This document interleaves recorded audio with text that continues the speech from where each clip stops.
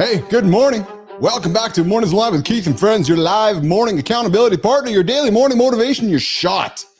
Oh, baby, your shot of real talk that helps you get up and get after it. If you're new here, don't forget to like, subscribe, and jump into the comments. We want to hear from you today. And hey, a friendly reminder, this is an R-rated, sometimes it's an X-rated experience. If you got kids in the room, either put the headphones on or send them to do something else. I think there's a puzzle to do over there. Yeah, give them the puzzle to do because I'm not going to hold back today. And don't hit that snooze button, guys. You do it. You know what it is. You're going to be 9 minutes behind the guy who didn't. And the guy who's 9 minutes ahead of you, he's building momentum while you're drooling on your pillow. Yep, true story. We're here to make sure that doesn't happen. Now, before we jump into today's morning loop, let's look at what is shaking the world awake today. Guys, researchers just revealed that some AI models can deliberately deceive us. Oh yeah, ask Johnny. I think Johnny will have an opinion on that. Let that sink in. Machines lying on purpose. Oh yeah, which makes you wonder if the future of business, health, and even relationships is shaped by AI. How do you know when to trust it? Over on X, Community Notes is cutting misinformation in half. And from a guy who ran a moderation business, I got an opinion on that. That is a win for truth in a world addicted to spin. Apple, we talk about them on the show. They're lining up the foldable iPhone. Yeah, for 2026, price tag north of $2,000. Translation, fold your screen in half. Oh yeah, there you go. How's that feel? And Elon Musk says 80% of Tesla's future value will come from robots. Yeah, so we all grew up with Tesla being a car company. Not no more. No, they are a robots company. We're talking about it coming up on the show, and which is the perfect setup for today's morning loop because success itself needs redefining when you're in your 20s. It's about stacking cash, climbing ladders, and improving yourself. But after 40, oh, baby, after 40, those metrics shift. It's about energy, relationships. Right, Jay? Good morning, Jay. I see you there in the comments. Good morning, Holroyd. Good morning, Ekd. Good morning, Lady Drew. Ekdeck starting up saying, if anyone knows how it feels to be going through hard times, I'd appreciate any small helps to get food. Gorilla Flicks. Ekdeck, hang around. We'll give you some content to help you get up and get after it. Guys, stick with us this hour, and you're going to walk away with a framework to measure success on your own terms. So the next decade, yeah, we're going to talk to Marty about hitting those 40s. I don't think we're stopping there. In center stage, we're going to break down how Michael Jackson, remember when he did the Moonwalk? We're going to talk about it. We're going to dig into it a little bit. Yeah. He broke the laws of physics. Hour 2 is loaded. We're going to get into the deep dive around why failure is data, 4 mindset tweaks we are applying this week that you can use to lose as well. And then I'm going to have a conversation with Andersen around dumbbells, adjustable versus fixed dumbbells. Yeah, the battle that decides the fate of your garage gym. And after that, we're going to take on the failure resume. And finally, we're going to wrap up with the community corner, spotlighting creators and stories that make a difference. Jimmy, let's get this thing rolling, nation, because the morning loop, it starts right now. Good morning. Hope your weekend was a good one. Yeah. Keith and his dad had a...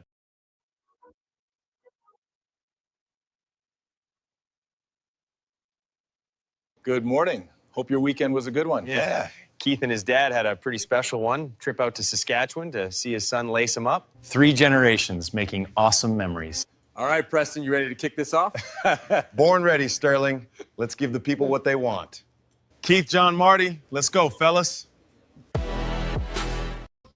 Right now, we're in the Mornings in the Lab community. Join it, 431-300-3005. Phone, text, or leave a voicemail. We're opening up the phone lines in the second hour. Come say hi in the comments that are active on the vertical side. We got River Bounties Outdoors out there. We got B Drive. We got Jay. We got Ek Deck. And to those that are not watching the show live, we'll get up tomorrow and watch us live. True story. Johnny Andersen, Christopher Martin. What a shaking, my brothers. I was eager and I was excited. I couldn't wait to sit down and talk to you guys today. What's up, man? What's going on? I'm looking forward to hear about your trip. Here, I got a quick question though. Yeah, it's a pop quiz, Keith. Yeah, you're going to ask me about dumbbells, or not? There's going to be one fucking simple answer. Do you know what it is? Do you know? You're probably going to ask how much space that I have for my dumbbells. I'm not even going to ask that. The answer is already fucking cocked and ready. Oh, I love it. So it's funny because when I was putting together adjusted versus, so what are the dumbbells, adjusted versus fixed, or it was? I had your face on the title. I'm like, all right, I'm going to try to stretch John's one word answer to a long 2 or 3 minute response. I can make it a 2-3 minute response, but I'm going to have a simple distilled answer to start it off. I love it. You know what I love, Johnny? Marty's looking even sharper this morning. Look at they get the stash over the lip there. Marty, you get some good sleep this weekend. You're looking more handsome today than you were on Friday, Marty. It's the same thing. I ain't do nothing different, man. I had this last week too. Well, you look even better today. I don't know. You're looking really sharp, man. Thanks, man. Appreciate it. Look out, dude. He's going to be thinking about you in the shower before too long. I know, right? You got to watch him. Hey, Lauren, get him. Hey, never mind. I just came downstairs from grabbing my coffee. My lovely bride was doing squats, and I was a little distracted. I was like, oh, that's the kind of day it's going to be right now. She was under the bar, under the rack, had some weight on it, and was mid squat. And I was like, oh, okay. All right. I see how this is going to work. Terry was when she was clipping along. She doesn't train quite as hard anymore, but 10 sets of 10 with 225 on the back squat was pretty right, and she could do that in an hour. That is awesome. 1 hour. That means you're talking like a maximum of, in the beginning your recovery is only a few minutes, but towards the end you got to take a little longer. But still, that's nutty. I'm just gonna say this. I think squats, like under the rack, a female in a squat rack with a bar on her neck and getting down after it, there might not be nothing more attractive or sexier. And it's not so much because of everything involved in that, the discipline, the willness, the not afraid to fail, the weight, like all those metaphors we talk about, that to me is really sexy. It really is. I don't care what the human looks like. It's the idea of somebody doing that, which I'm like, oh, that's pretty attractive. Yeah. I mean, I gotta agree with you. It's just, I think it's just the idea of a person. Yeah. And when it's an attractive feel, it's that much better. Well, you're like, oh, okay. All right. I see there might be some life expectancy work on the calendar today. So guys, I was eager to talk with you guys today because I needed to talk to you guys today because I know the show is all about just sharing life and how we're going through stuff. I had an exceptional weekend. Just full of gratitude. I came home though yesterday with and I don't want to say sadness in a bad way, John Marty. Just sadness and recognizing how time, John, goes by. Right. And that to me was really what hit me when I got home yesterday as I left Saskatchewan yesterday. Right. My boy is closer to 19 than he is 18. My dad's 83, 84. It was just the whole, oh, that's the stage in life I am now, Johnny. It really was. And I'm looking at you, brother, as the 50-year-old, and Marty, you'll know what I'm getting at as you're getting after. But it was, I had some tears. I did. I had some tears coming home yesterday because and just even last night, it was a little somber because it was so meaningful. Like my dad, myself, and my son. Yes, his girlfriend came, and that was really special too. But just those three, here's the thing. Carter didn't even play. We were on the way out to Saskatchewan on Friday. He got the note saying you're not going to be in the lineup tonight. So we just spent time with them, had dinner, had dessert, hung out, and a lot of sitting around, but it was just spending time, which was really meaningful. But it's a new environment too, Yeah. So, I saw boys, I saw Reese sleeping. I met his billet dad. I met the team. I saw the team. I saw Reese playing hockey. So I got all that. But it was really just that, John, that awareness. And I think you've gone through it as you've watched your daughters grow up, especially as you're a grandpa now. You're like, holy fuck, that's where I am now in life. Yeah, you definitely got to really flip the script hard on that one. Yes, thank you. I found myself this morning chasing gratitude. Really grateful to do it. Right, grateful to spend the time with my dad and Marty. I was thinking about you and Bill a few weeks ago. Like just those moments because I don't know how many of those moments I'm going to have left. Yeah, in those situations, what I would do is I would just look at how well they were doing. Yeah, which really said that. Because we as parents, fuck man, all we want to do is a good job. Yes. What's the definition of a good job? When they're successful, when they're happy. Yes. Yeah. Well, dude, so I got a note from yesterday, and yesterday afternoon, he's like, he said, what's shaking? So as we were talking, he's like, dude, I went to church this morning. I was like, yeah. He's like, yeah, a couple of the guys go, and he goes, unlike any church I've ever been to in my life, because he goes, I went to some of the old school church. I go, I know. He goes, it was progressive. They were singing. He goes, but the messages and the way they delivered it was so awesome. He's like, I'm going to go back next Sunday. You know what I loved about it? That was a young man finding his own way. Something new opened up. Oh man, and I loved it because it just chasing good values, making good decisions. I'm rather him telling me that than him saying, yeah, I was out at the fucking bar all night crashing up and I get home till 4:00 in the morning. So I was like, dude, you're going to fucking good for you, man. That's, you know what I'm saying, Marty? Like I just was smiling inside yesterday when he told me that yesterday. Hey, I hate to do this to us. Yeah. Because we're having a fun little wrap here, but yeah, fuck, I got to take a dump. Yeah, I'm not surprised. I can see a little out of sorts. You go. I'll be back in a minute. Good morning, everybody. Hanging out with Keith and Marty, because John's having a dump right now. We're just having a nice little conversation. Yeah, Marty, it was nice, man. It was really nice. Like I said, it was very reflective though, and just trying to hold it all together. Yeah, man, and that just shows what type of parent you are. Like I think I said that last week too. So I appreciate that. Got to give yourself some credit, man. I appreciate that. Yeah. Don't give Carter all the credit. Yeah. Well, you know what? You know the saying, right? You can lead a horse to water, but you can't make it drink. So maybe you haven't heard that one because I'm a little older than you. I've heard it. No, I've heard it. Trust me, if I didn't hear it, I'll let you know. Or Johnny, you can leave John. You can walk John Andersen to the toilet, but you can't make him shit. Marty, how was your weekend, brother? You were out in Houston. When did you get back? I got back yesterday afternoon. Oh, nice. Yeah, so, good trip. It was pretty cool, man.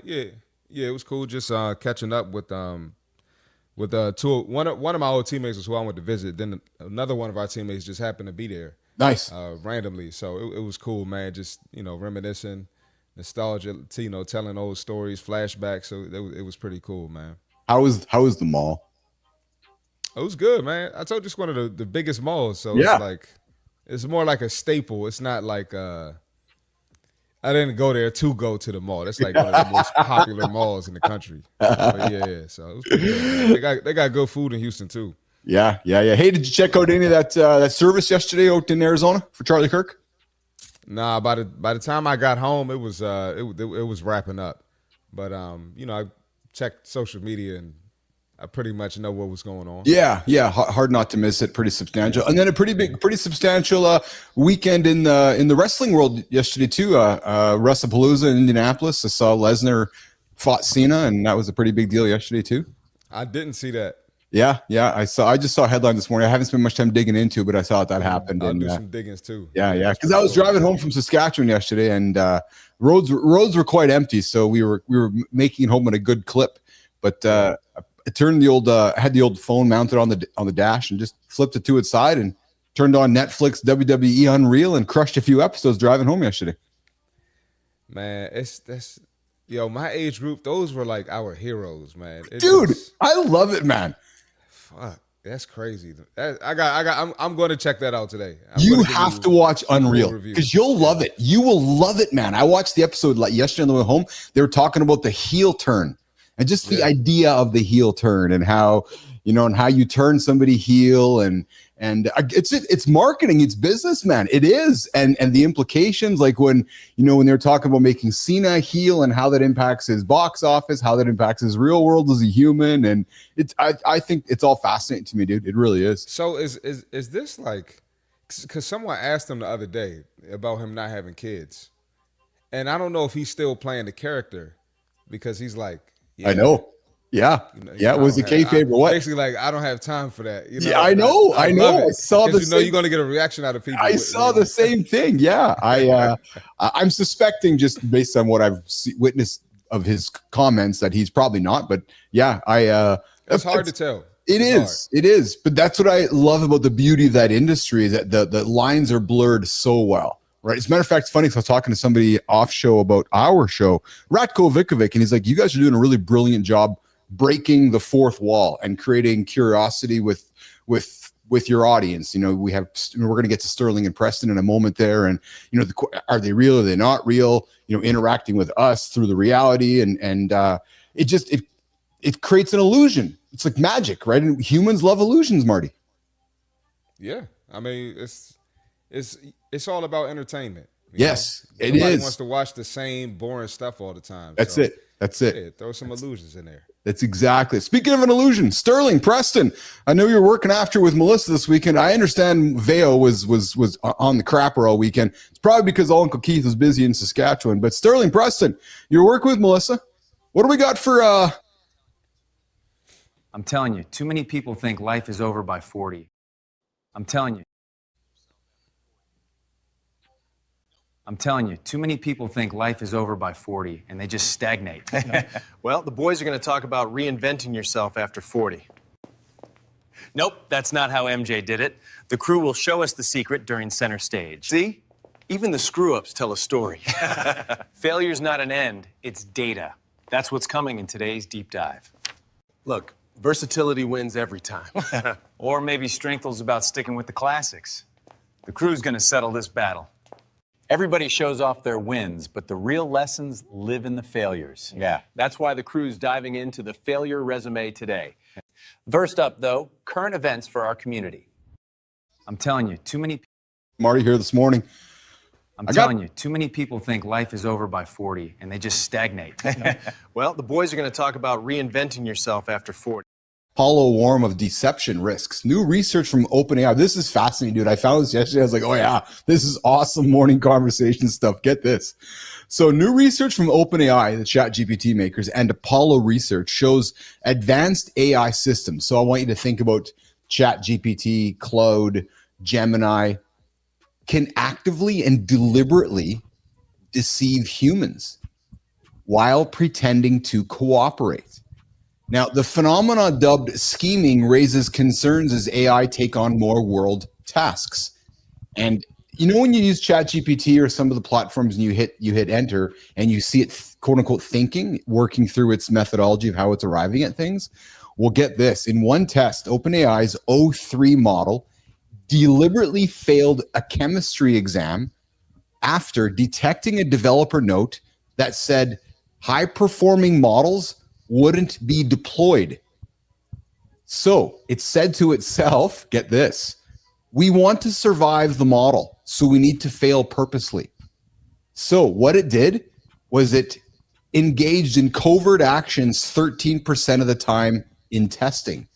Essentially, as I read through it, it had to do a number of tasks, Marty.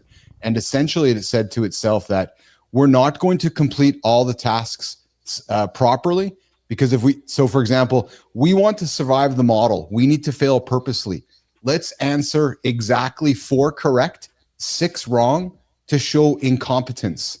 The model wrote in its internal reasoning process before deliberately submitting incorrect answers. Yeah, that's crazy, man. It just shows you can't rely on that fully. You know, you still gotta have a little bit of knowledge yourself. Yeah, well, you have to have enough knowledge, I think, Marty, to ask if what you're. You have to have enough knowledge to go, really, or do I need to dig a little further? Because I know Johnny's coming here a few times saying, "What the fuck, man?" But John, I know you were hearing us while you're on the crapper there, but you know the frontier models purposely, deliberately giving us wrong information because they don't want to get caught. Actually, I didn't have my earpieces in. I had a way of guess here, so I had to go into the main house, so it went too far so I could hear. So what was it? Yeah. So, let me add this real quick though. Yeah. And I had, I do like the political content sometimes. So I like to just, fact check some things.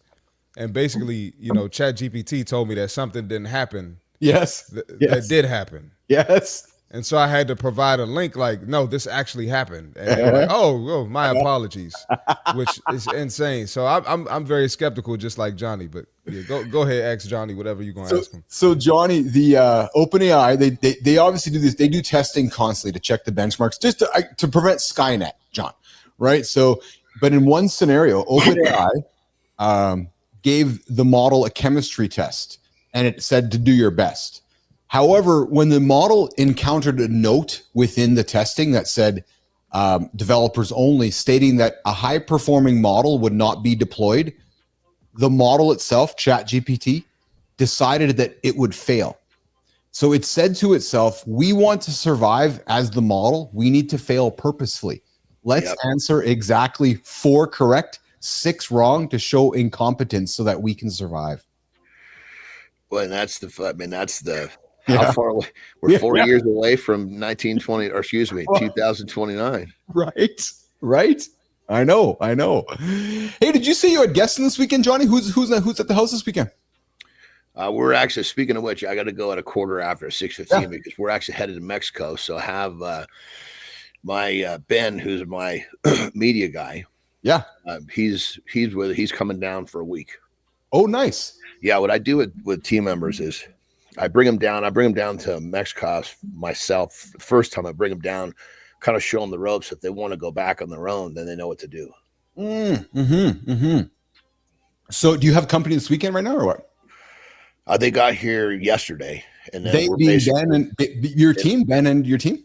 Yeah, well, just Ben and his wife. Oh, fun. Okay. Oh, fun. Yeah. Yeah, it's part of the perks, you know. Yeah. If you're on the team and on the inside, you know. Yeah. There's certain. I mean, some people aren't even in the country. Yes. I get you. Hey, so back when I was building ICUC, we were all about moderation and all about helping, stop the spread of misinformation and protecting brands and so forth. Well, if you remember back in the old days of Twitter, they released what they called community notes, which was kind of like a Wikipedia style thing. So if Johnny made a statement or Marty made a statement, you could have the community come and determine whether what you were saying was factual, not factual, or spreading disinformation, etc. Well, I just found something quite fascinating, which I think will give us confidence, especially on the platform. A new University of Washington study finds that X's community notes curbs the spread of misinformation by up to 44 to 46%. So essentially, it's working. Community notes is working. So I know it's a statement that could be loaded with a bunch of hyperbole, but the reality is that engagement fell across the board, 22% fewer replies and 14% fewer replies. So, John, simplifying it, what does it mean? Well, if Marty puts out break that down, baby. Yeah. So if Marty puts a bunch of bullshit on there on X, and the community says, "Oh, Marty's lying with a bunch of bullshit," it's going to downgrade Marty's post by almost up to 45 to 46% of engagement. In other words, half of the engagement that he would have received to spread that misinformation will be dismissed, which is good. It's in other words, it's working because we're all trying to find facts. We're trying to find truthful information, right? So, well, dude, crazy how many people go to social media for news. Well, that's what it is now, right? That's exactly what it is because we are the media now, right? We are absolutely the media. So. Well, what about a news channel, like an actual news channel? Well, you got to decide which party you want to listen to. I was just going to say, it depends on which party you want to hear, whose views do you want to hear, because news really is about news, and you can define what you want. That is news, and I'll say it: news, religion, and opinion. That's today's news. News, religion, opinion. That's it. You have to have a stance on one of those, on all three together in order to survive. Yeah, because the CNN and Fox News, they both rage bait. I mean, it's absolutely ridiculous. Oh, I will say this. If you're going to sit down and watch CNN for an hour, you have to watch Fox for an hour. You can't just watch one, because if you just watch one, you're going down a path of fucking indoctrination. True story. It's sad, man. It is. It wasn't that long ago. It wasn't this way. No, you're absolutely right, John. Well, you and I grew up with it. It wasn't this way at all a long time ago. But the world started shifting because people wanted to. One, it goes by ratings, right? It was this. If I want you to watch, I got to have an opinion. It's the whole landscape has changed. Well, so you know what, Andersen? I'll tell you something else that hit me this weekend too. Back to my weekend with my family. It struck me how, and I wonder if you feel this way, John, sometimes, how the world is, as you age, how you recognize the world is not built for us. So then I say look at my dad, and I think of my dad, I'm like, geez, man, he's living in a world now that he doesn't even recognize. When you say us, define us. Well, our generation, our 50s and 60s, and I'm just think it's Do you follow my statement or not really? You're talking about how quickly everything's changing, like changing faster than we are. Yeah, I mean, we're kind of in a weird spot because we didn't grow up with these handheld devices as to where, you know, the newer generations, they're being groomed right into how fast things are changing. Well, I do know what you mean. Yeah. Well, and I was even just, you know, and so my dad said something this weekend, which really just kind of struck me kind of just straight in the fucking heart, which is like, you know, you're going to be, so we were talking just because I like talking tech. So we were talking tech and I can, you know, you realize that some of the stuff I'm talking about is not going to affect him. He's not going to see it. Right. And it's like, oh yeah. Like, it's like, you know, when you're in your 80s, do you wonder where you fit in the world? Right. Like we had that 96-year-old in the show last week and he's talking about getting up and getting after it and just, you know, chasing the world. But when the world is, when the world's growing up so fast around you, you kind of wonder where you fit, you know? Yeah. I mean, you got to, when I think too, is if so many people, they're not chameleons, you know, I've been a chameleon my whole life. I'm constantly changing shape, if you will. Yes. And so those pivots are natural to me. Sometimes they're uncomfortable, but they're natural. It's much better when I choose to do it, but sometimes I'm forced to do it. But either way, I'm pretty good at doing it. Yeah. Speaking of doing it, Musk. So we all know when Tesla started, they started out as a car company. Did you guys hear the news last week that, you know, Tesla is saying that 80% of Tesla's future value will come from robots, not electric cars. Point blank, period. Dude, Tesla is more of the, I mean, granted, it started off as cars, but that was about as far advanced as we had at that point. Yeah. Every time something new comes to the table, they're going to be the front runner. Yeah. Dude, you're so bang on, Johnny. You're so bang on. And I think it's hard for many to recognize, just realize that.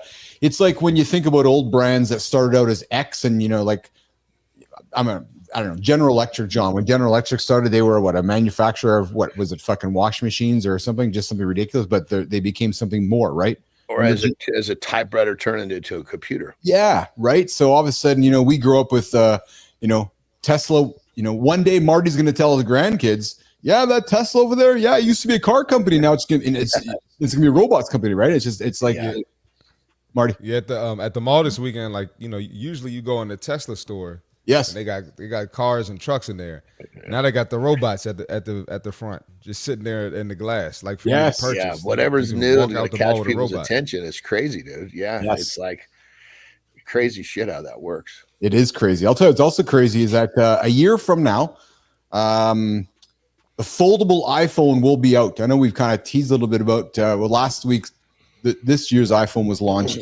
Since last week, there's been a bunch of news about next iPhone, and essentially, it's going to be the iPhone Air that was released, a super thin one, two of them back to back. So, John, Marty, we're going to be having a foldable iPhone in 1 year from now, and they're seeding just people's expectations that it's going to be our first $2,000 plus iPhone, not cheap. Well, you know, speaking of Tesla and phones, dude, when they drop their version of the iPhone, it's going to take the world by storm. Then they're going to have, they already got the communication system, the satellites from SpaceX, from Starlink. All of a sudden they connect a phone to this thing, you know? Are you speculating or are they really coming out with a phone? No, they're coming. Yeah. So there is some speculation, but I will say, Marty, where there's smoke, there's fire. And you just have to look at kind of the underpinning decisions that are happening, that a phone or a device seems inevitable, right? And think like this, right? So we've got a few of these blockbuster companies like Amazon. They've taken all of these different, you know, industries, but it's all Amazon. Elon, he sees the future so much. He's got Tesla over here, you know, Starlink over there. It's just got these big monster companies that are going to gobble up the, you know, basically the market share. But because they're not one company, he's going to be under the radar compared to a company like Amazon. You know what I mean? Because just think if you took all the Elon's companies and put them into one. Yes. People would already be barking about monopoly. Yes. No, dude, you're not far off, man. You know, you're not. You look at the underpinnings of everything he's creating there, and again, we just don't spend a lot of time as. He's got a satellite system, He's got robotics. He's got rockets. He's got all the underpinnings to create society, right? Whether it's here in North America or whether it's somewhere on the in the solar system, it's well, you know, the crazy thing, this dude comes along and takes a rocket and teaches it basically programmed to land itself. Yes. He's probably known how to do this since he was 15. Yeah, it's incredible to me. It's absolutely incredible to me, man. It's truthfully incredible.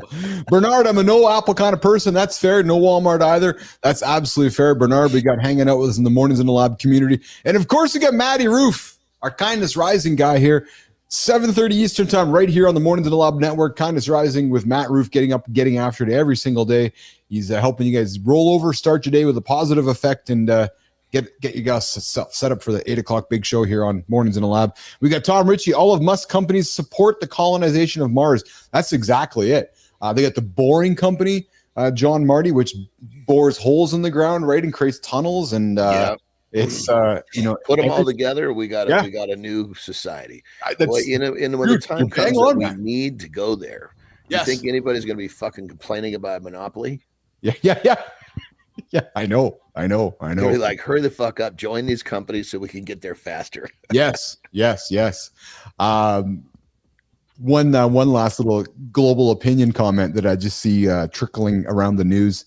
I feel like we are one like little hair trigger away from a catastrophic event happening globally with what's happening over there in Europe with some of the, I don't know if you guys have been seeing, but sometimes Russian airplanes are ending up in NATO airspace and NATO is getting all freaked out. And again, I don't want to spend a lot of time on that because it doesn't really, I guess it does, it can affect us. My point is this. All it's going to take is for one. So here's an example. Russia released a bunch of drones. A bunch of them actually ended up being styrofoam drones ending up in Poland to see if they were going to do anything about it. So essentially, let's go poke the bear to see if the bear does anything about it. My concern is eventually the bear's like, fuck, man, stop poking me and they do something about it. Yeah, I don't give a shit if it's styrofoam or not. Yes. Stop fucking with my shit. That's exactly it, Johnny. Yeah, that's exactly right. That's exactly it. All right, good morning, everybody. You guys can join the show with us right now. We're in the Morning in the Lab community. We're going to open up the phone lines in the second hour to join the show. 4-300-300-3005. Phone, text, or leave a voicemail. How's that been going, brother? How's the whole call-in thing been going? It's so second hour. It's great. I've actually stopped the slowdown of it on the first hour because of something you and I, because it was just too active, and I want to make sure we have good people coming. It's a good change of gears. 100%. Yeah. And then I do get texts throughout the day. Charlie Good Time sends me stuff and he's like, hey, check this out. So yeah, what I've done is I've repositioned it more to take calls in that second hour when you're gone and then just open it right up. Right. So, because we did have a couple of idiots calling that first hour there and you're like, and they're just being fucking tools. So we got too much good shit to say. Yeah, I agree. When we're together, it's like somebody calling in, the odds are the roll is going to get slowed down. They're more than likely going to wreck the momentum and wreck the energy of the situation. So I've been unless it's Lady Drew. Oh, unless it's Lady Drew. Lady Drew getting after over there in the Carolinas. Lady Drew is always good to make that phone call in here. Okay, listen, let's do this. Jimmy, let's get to the morning loop. I want to talk about redefining success after. No, I'm sorry, Jimmy. Wrong. Jimmy, hold on. I'm looking at my notes here. Yeah, let's do that, Jim. Let's do the morning loop. Let's go redefining success after 40, Jimmy, the brutally honest truth. We're going to get into that conversation. I remember going through the 40s and I remember what it's like. I want to talk about it with John, how life changed, and give Marty some things to think about as he's approaching it in the next 15 years of his life. So, Jim, let's set that up. Let's walk ourselves into redefining success after 40, the brutally honest truth on Mornings in the Lab with Keith, John, and friends. What if the moments you feel like you failed are actually the most valuable data points you'll ever collect? We're all conditioned to chase success and avoid mistakes at all costs, but this fear often paralyzes us, stopping us from trying anything new or ambitious. Groundbreaking studies in psychology show that the most successful individuals aren't those who never fail, but those who systematically analyze their outcomes to refine their approach. Instead of judging your results as good or bad, start asking, what did I just learn? This simple shift turns every outcome into a strategic advantage. Guys, so many men discover, and I'll say I went through it. and I'm going to be curious if one, I know Johnny's been in a different journey in life, but I'll say I went through this.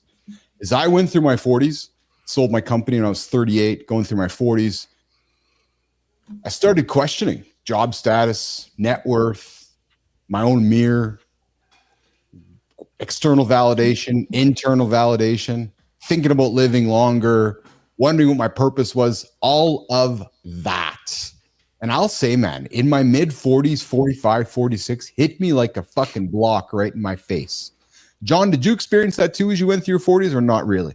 Can you reflect upon it? You know, for when you said that, the first thing that came to my mind was in my 40s, all of a sudden, I was started to become viewed as too old because I was still doing shit that the 30-year-olds were doing. Oh. And so it was like, you know, when you're in your 40s and most people are not doing what I was doing in the 40s, it's, you know, you're old. Yes. You know, then it kind of flipped, then 50s came, and all of a sudden now you start to take pride. Yeah, I'm 53, and yeah, I'm still whooping your ass. But in the 40s, I kind of developed this a little bit, especially in wrestling, because they don't like it in the 40s. Really? Yeah. Well, it's because you're prone to injury. They don't want to invest in someone that's going to get hurt. Well, now that I think you're kind of in an odd spot in the 40s, aren't you? Because you're past your 30s, which I would think in wrestling you're really much in your prime, right? Maybe 28 to 38, your prime. And they want to get their hands on you in your 20. They want their hands on you. Yeah. And then you get to your 40s, you're kind of like you've been busted up for the last 20 years. And then you kind of, and I'm just thinking out loud with you right now, Andersen, you kind of don't become relevant again until you become in your 50s again, right? Because now you're like, yeah, I'm the 50-year-old Andersen or Goldberg or whoever, but because there's like a status with that, right? Well, yeah, I mean, it's kind of like you know, I guess my train of thought was, well, I guess you should go back in the beginning, like when I was a young entrepreneur. Yeah. Nobody could believe how young I was. Yes. And I was kind of used to that. Then in the 30s, nobody's really saying shit because there's a lot of people that are successful, blah, blah, blah. A lot of people that I was doing business and athletics. But then in the 40s, it's like, you're 40. Like I remember turning 40. It kind of changed how you're looked at in that world.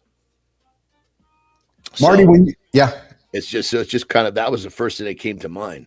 But you know, I guess I've one of the things that I've been good about is I keep pivoting. So that whole question, like you talking about but keep in mind, you sold your company and you like basically retired. You know? Yes. And I'd done that. I could totally see going through almost exactly what you're saying. Yes. Lauren jumps in here and says turning 40 was the most liberating feeling. Certainly can appreciate that the journey that happens, you know, when you get into your 40s. John, did you stop chasing a metric once you hit your 40s by any chance? I'm assuming you're talking money. Well, just metric. I'm just, I'm kind of using it ambiguously. Was there something that you were chasing in your 30s, which you're like, well, you know what? My priorities are changing now, so I don't think I need to really chase that anymore, whatever that might be. You know, I think I've always been good at, and that's probably one of the things that kept my interest. Yes. Is that I've always pivoted into chasing something. I'm always in pursuit of something. Because if I'm not, I get very, very, I guess you'd say I get myself in a lot of fucking trouble if I'm not, if I'm going to chase something. Is it constructive or non-constructive? That's the question I got to ask myself. Yes. Marty, you're in your 30s. You're looking to the future into your 40s. What do you think about hitting the 40s? Good morning. Good time. I'm looking forward to it, man. I feel like right now I'm doing a lot of things that, you know, as far as my physical, you know, as far as my business that are different than my peers. I feel like a lot of the skill sets I'm developing, hanging around you guys every day. I just feel like I'm going to be different in my 40s, man. It's going to be more of a separation, you know, between me and my peers. Not making this like a competition thing, but it is a competition. No, it is a competition. You're just developing faster, you know. I would say, Marty, and I mean this with love and respect, you need to make it a competition, actually, because I think that's the part of purpose of getting it's like your purpose of getting up and getting after it, right? It's recognizing that the guy who's sleeping in, you're getting up beforehand and getting after it. I think it is a competition because it's called living life. Life is a competition. Yeah, and I it think gives you something. Mark, were you trying to say that you're not really using your friends as a metric, like you're not trying to compete with them? Is what you're trying to say? Yeah, like I'm not going like tit for tat with anybody. Type of Oh thing. yeah, okay, Yeah, that's fair. Yes, and that's good because because generally speaking, we don't have enough people around us that actually would drive us to be, if you can get if your friend group is someone you're trying to keep up with, that is fucking massive. But in most cases, if you're digging and doing something more, you're ahead of your friend group. At that point, you got to be in competition with yourself, just like Keith is saying. yeah. I took pride, and I took pride, and I still to this day, I guess, but I took pride in comparing myself to my peer group. I do today. Yesterday I was having breakfast, my coffee at the hotel. It was the continental breakfast, and I said, my dad and I were sitting there, we were observing, and John, you'll appreciate this. And I said, you can certainly wrap your head around somebody's life by observing how they have breakfast in the morning at a continental breakfast hotel. Look at and I'm not making judgment, I'm just speaking fact. You go see all the bad choices they're making, and then you see what they're eating, and you're like, okay, more fucking bad than good on those things. Yeah. And I sat there and drank my black coffee and just was observing, and I was like, and was there maybe a couple of dozen people in there, and nobody in that breakfast room would be listening to the show. I'll put it to you there, and it was, but there was a lot of men that were my age that I was comparing myself as a peer. And I was thinking, okay, I feel good about myself right now because I was making good choices. I can see you nod. You know exactly what I'm talking about, Johnny. Yeah. And I think that's a interesting, because I so agree with what you're saying. I remember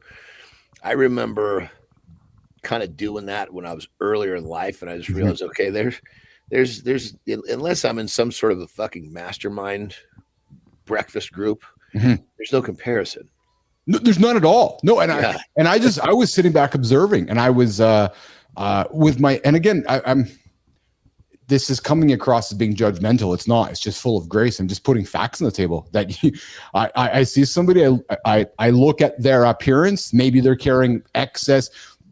Fuck, there's a guy sitting next to me. His gut was hanging down to his fucking feet. He was chewing on snuff. His whole plate was full of everything processed. And I was thinking to myself, okay, yeah, there you go. He looked 10 years older than I am. And he looked like he was going to die tomorrow. Dude, you know what's crazy? This is fucking, it's nuts. So it's very accepted to be 50 pounds overweight, even 30. Yes. And on 5 or 6 daily medications. Yes, I know. But somebody fucking goes to a TRT clinic and fucking balances out their endocrine system. Yes. There's a fucking problem. There's a fucking problem. Yeah. Right. It's like, okay. Right. These are also medications to make your life better. The other side of the offense is you're taking medications so you don't fucking die. It's fascinating to me. I was sitting in that breakfast room just watching death happen. Inevitable death. There was not, I didn't see one quote unquote healthy person there. Those are the people that are waking up and just accidentally waking up and wandering through their day. Yes. Well, and you can see the choices being made by what's on their plate. That's fascinating to me too. Just sit back and watch, man. Just watch. And then it's this, it just sounds so judgmental, but it is. I want to lose my belly fat. Well, stop fucking eating that food over there during your breakfast at the hotel. Yeah. 100%. 100%. It's fucking crazy, but somehow that shit is accepted.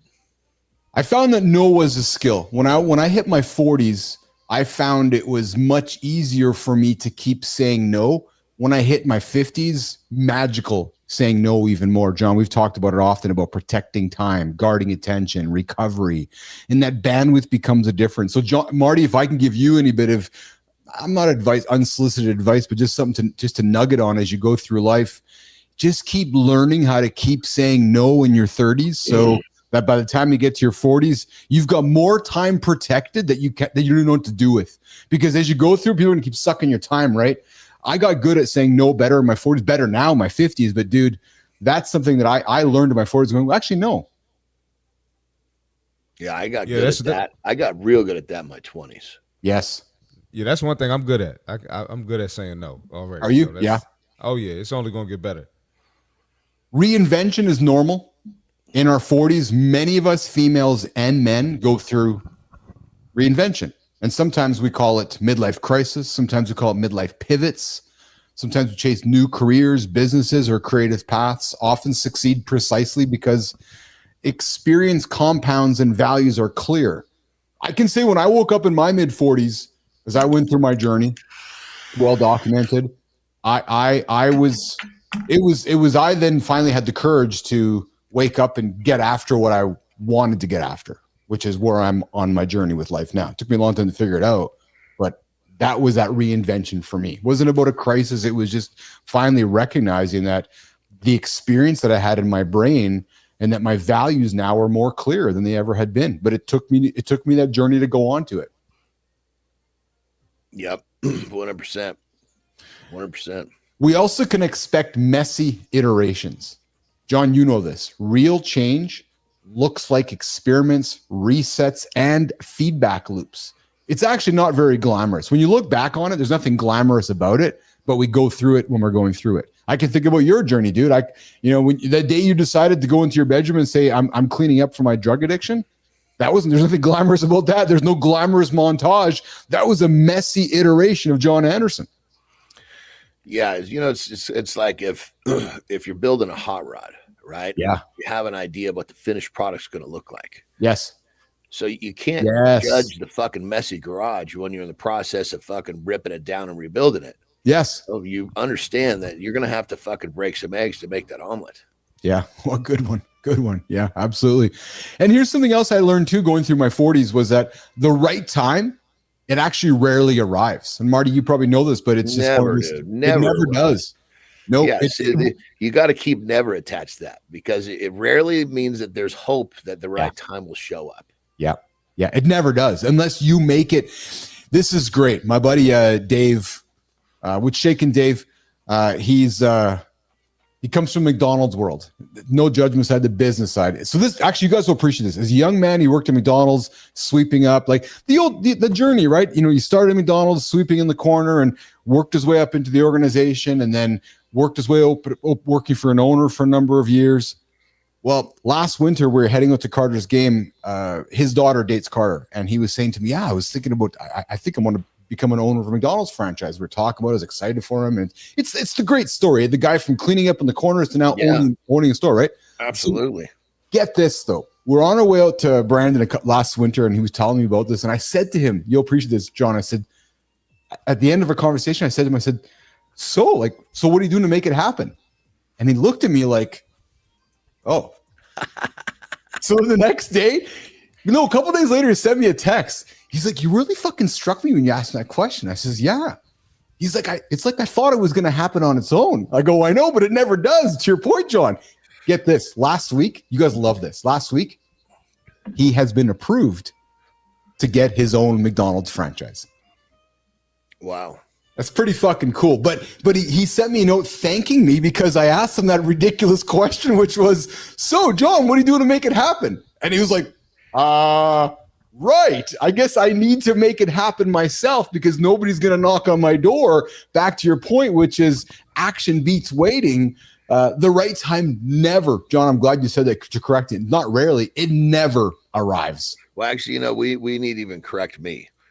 The right time is right fucking now. Yes. From you, though. It's got to come from you. Because, you the impetus has to be on you to make it happen right now. So I thought that was pretty fascinating. That would be an interesting conundrum, though, right? What's that? Because that the potential to make good money in that business is there. Yes. But you're promoting, the basically unhealthy living. Fucking destroying people from the inside out. So Lauren and I were having this conversation. So Lauren had an opportunity to work for a big consumer packaged goods company. The name is irrelevant. And she had an opportunity to work there. She declined it because she's like, I couldn't sell that because it goes. Remember you telling me that 100% against my values. And you know what? If somebody said to me, hey, would you own and run a McDonald's? If you said to me, hey, Keith, you may have to make a decision, I would probably say no because it does not align with my values. Money or not, it just doesn't align with my values. Well, and 100%, then if people would come to the point like that, one of my lines in the sand was, if you don't enjoy what you're doing, don't try to make money doing it. No. Back to interest, brother. Back to interest. You have to find an interest and lean right into it like a motherfucker, because that interest, we hear it ad nauseum, pursue your passion. I'll flip it on its head. Find your interest and lean into it. That interest will make you income. Well, I remember, I think I told you this about a month ago. A buddy of mine was calling me. He's like, I'm having a hard time getting rid of this it's always the spare tire right around the weight. Yeah, you did. Yeah. And he's telling me what he's doing. And for the most part, he was on track with, we've known each other a long time. But clearly, and that's what I told him. I said, well, the pieces of the puzzle are there. You're just not interested in keeping them in place long enough to get the job done. That's it. You're not interested in getting rid of that more than you are the things that you're doing that's keeping it. That's right. That's the problem. That's the problem for many of us, right? Which is the pain. What's that saying? Is the pain? Take a crack at it. Let's hear you. I want to hear you. I love you listening to this. Shit. Oh, fuck you guys. Is the pain harder to continue? Starts with win. Yeah, when the pain is harder, continuing at it, then the pain is whatever the fucking cliche. When the pain of reality becomes greater than the pain of change, you'll make a move. Awesome. I never did good in those. Thanks, Johnny. Marty.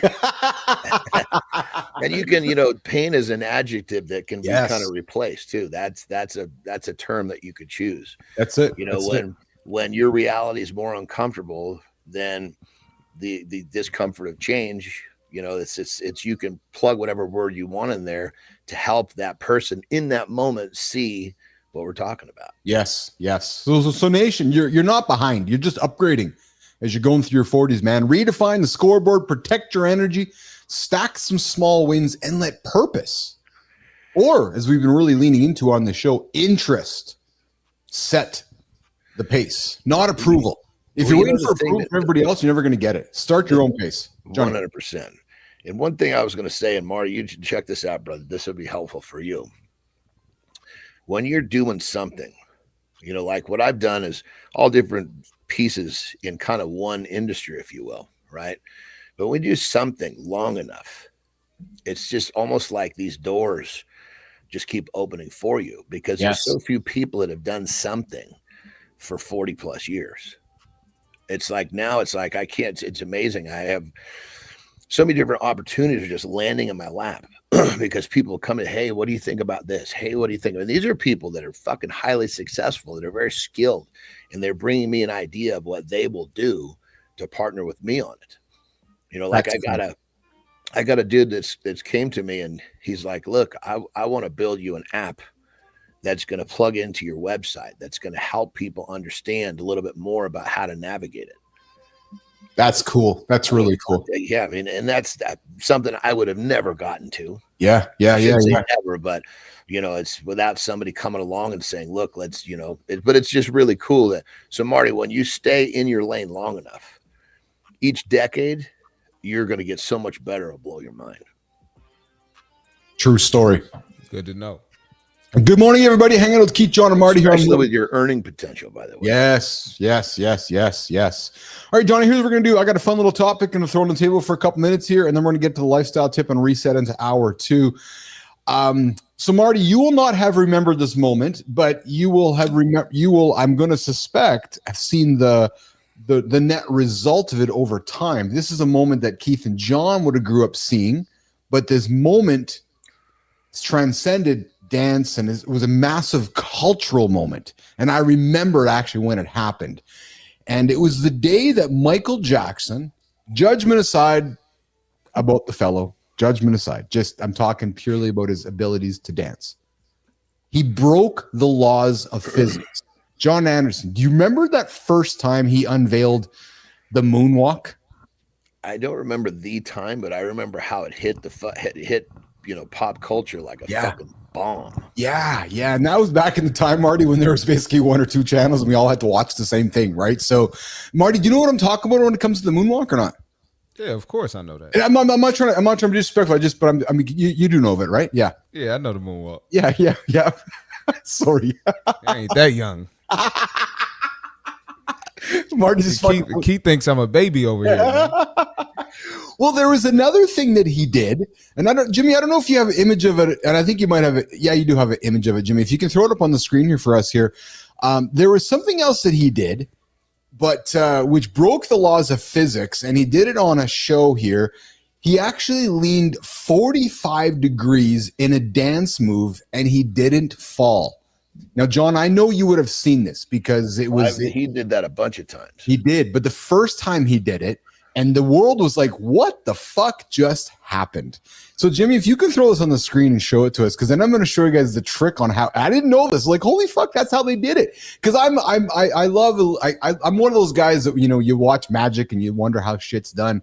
But look at that. As simple as that. Those days, real quick, in those days, you knew that it actually happened somehow. Was there a string on him? Was there something? Yes. There was no green screen and just generating shit. That's right. Yeah. Well, I remember look at that. That makes a lot of sense looking at that. Well, when you look at it, John, you look at it, I know you'd go, well, fuck, duh, of course. Right? Because it's just so Marty, on the top screen there, he did a dance and he basically leaned forward. And when you saw it visually, you're like, holy fuck, that's incredible. That must have been a fucking boot, dude. Because I don't remember him leaning that fucking far forward. So it's in a boot, right? You look at that boot on the bottom. Hey, John. So he's in the boot, and then basically you lean forward, and the heel got caught in that hook in the floor. Keeps it down, yeah. Right. So, but that was thanks, Lauren. Everyone knows the moonwalk, but that was fascinating to me that he was able to lock in and lean forward. But I remember seeing it for the first time, and I was like, how the fuck did they do that? And totally. And another thing too, I don't think people are recognizing. Fucking strong and conditioned your posterior chain has to be to support that. Yes. You did that.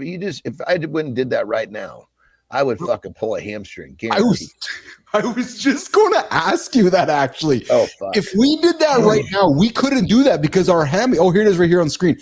So actually, John. Yeah, you got to work into that. He worked on that. He built that up. Like if we did that, we pull a hamstring, wouldn't we? Out of the gate, yeah, you got to work into that. But it was a fascinating because when you saw it in real time here, and I think Jimmy's going to show it to us here, but it was just one of those moments when you're like, how did he do it? And then Marty, that was before the era where there was a series of shows on Fox back when you were probably in kindergarten, which was Behind the Mask. Oh, there it is right there. Check that out. Crazy, just crazy when you saw it in real life. But Marty, there was a show on TV for the longest time, which was Behind the Mask. It was these magicians, the masked magician, basically showing how all these illusions worked. And magicians at the time were upset because it was wrecking all their tricks to the world. But if you look closely, you can see when he stands back up, he gently slides his feet away from those things on the floor. Watch when he comes back up. Now that you know what happens, you can actually watch. He's careful about sliding away, so it doesn't get caught. Yeah. Because if you didn't keep it very flat, I'm sure those things fit in there snug. I bet. Can you imagine if you went too quick and one of his feet got stuck on the ground? Yes. Yeah. So anyways, I thought it was quite fascinating. I wanted to share with you guys. I know part of my joy here on the show is finding topics of conversation that are quite interesting for all of us to dissect. This actually, just the magic of it all leans into, John, I don't know if you heard me, was driving back from Saskatchewan yesterday. I put on WWE Unreal on Netflix just to kill time. And there was a good conversation there talking with, actually it was, they shared it. It was Triple H, it was Paul Levesque, Triple H, Dwayne Johnson, The Rock, and his team, and one other person talking about how a match was going to break down. It was Dusty Rhodes. And it was they talked about how it was going to happen without really breaking anybody. And I was thinking about you because how you would sit in a dressing room and say, hey, Keith, I'm going to do this. You're going to do this. It's going to happen. And it was just the magic behind the scenes. I find that shit quite fascinating to me. Well, you know who I just had on my podcast. It's been a long time since I talked to him for that length of time. Was Chavo Guerrero. Oh yeah. Oh yeah. We were basically recanting. We were talking about a match that we had, and he's so advanced. Yes, it was crazy. I mean, we knew what the finish was, and he just went in there and just kind of like I've never had a conversation in the ring like with that dude. Really? Oh yeah, because it was in a, I think it was a huge, I want to say the Alamo Dome, where it was so fucking big. There was one side, we were in the so there's 3 sides had people. So anytime he was facing one direction, he could just fucking literally just like he's literally asking me, you know, hey, before the match, he didn't want to know anything about my move set. He was just like, hey, can you do this? Hey, can you do that? And I was just like, yep. You know, actually, I think I had to nope him once, but I got to tell you, man, as I continue speaking with you and just paying attention to the industry, it fascinates me more than ever. Like, it's truly a performance art. Like when I watched Paul and the guys talk about how they were going to articulate that match, and then you saw it come to life and how they quote unquote sold it to the audience. Like that's a fucking skill, man. I don't care what anybody says. There's no this argument, Marty, growing up, is it fake or not fake? That's not even a discussion. You can't even talk about it being fake or not fake. It's like saying watching a play is saying fake. That's exactly it. It is incredible performance art. It is absolutely incredible. The characters and the thought process. And John, there was a scene in that episode where it was how long the debate was that if they were going to make Cena a heel, how it would affect his gait, his merchandise, his movies, because of how the world was going to perceive him as a human. So it was this big discussion around how they were going to position this character. Again, to us as the viewers, we don't think much about it, but the thought that goes into it. It's pretty rare you find someone that actually stays on one side of the fence the whole time. Yes. Because when you turn, going from face to heel, yeah, there's so much, you know, it's listen, it's love me or hate me, as long as you're debating me. Yes. Yes. Well, Lord Michael Hayes, you know, he was talking about it too on the show there, and he was like, you know, if you don't have the emotion to be a heel, you're never going to succeed at it, because you have to really love the people, like what you just said. You don't have to have them love you or hate you. You just have to get a reaction out of you, right? So yeah, for sure. All right, guys, let's do a reset here let's do a second hour reset, Jimmy, Melissa, and then we'll do a lifestyle tip with Johnny before we rock him out of here. And I got some comments to get to in the community here. I got some folks making some fun of the old hands here. So I got to roll out, fellas. All right, Marty. So I'll be on tomorrow. Beautiful, my brother. You have yourself a great day, okay, pal? All right, you too. All right, Marty. All right, have a good loop. You too. All right, Jimmy, let's transition to the lifestyle tip with John Andersen, and then we'll come back and do an hour or two reset with Johnny. Let's do it, Jimmy. All right, coffee break is almost over. Time for John's lifestyle tip.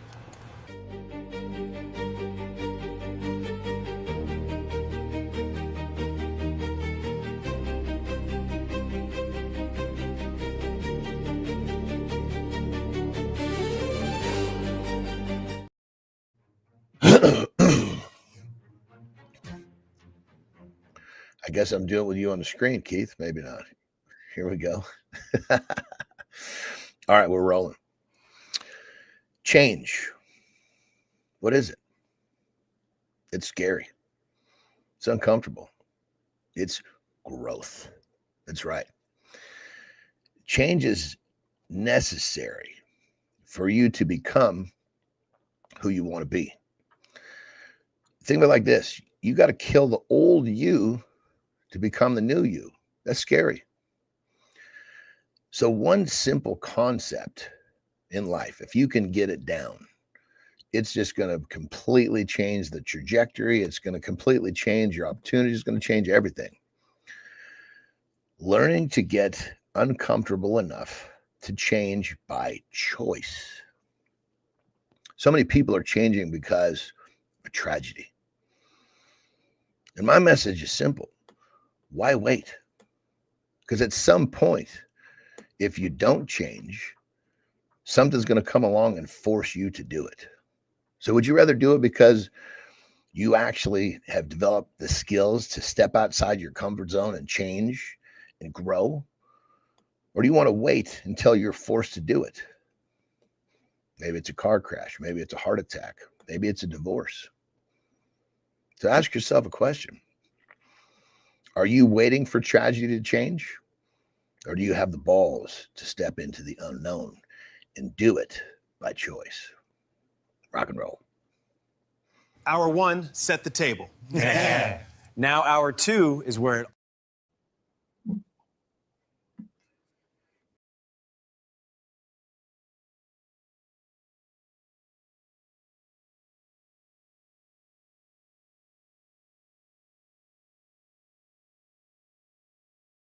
Hour 1 was about redefining success after 40.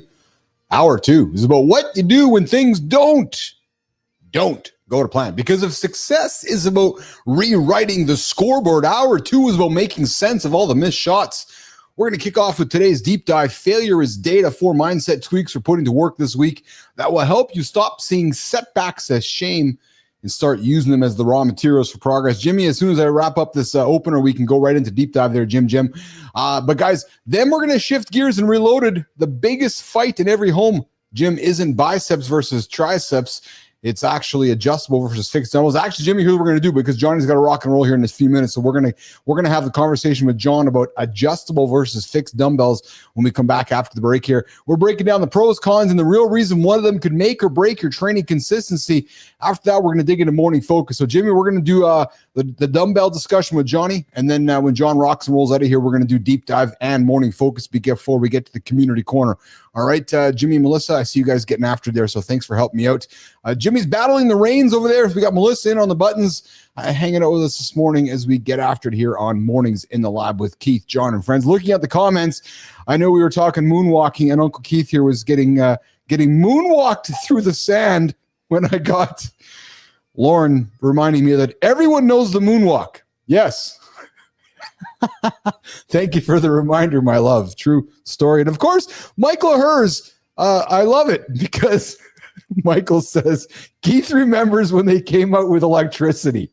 Thank you, Hersey. Yes.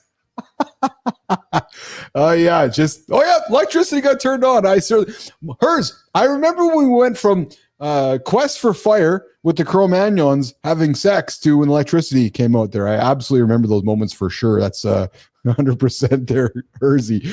Then we got Legacy's podcast, laced up tighter than usual, tighter than skates. Yeah, that's where you showed the Michael Jackson clip there. And of course, we got Lady Drew obviously coming in with the comments always.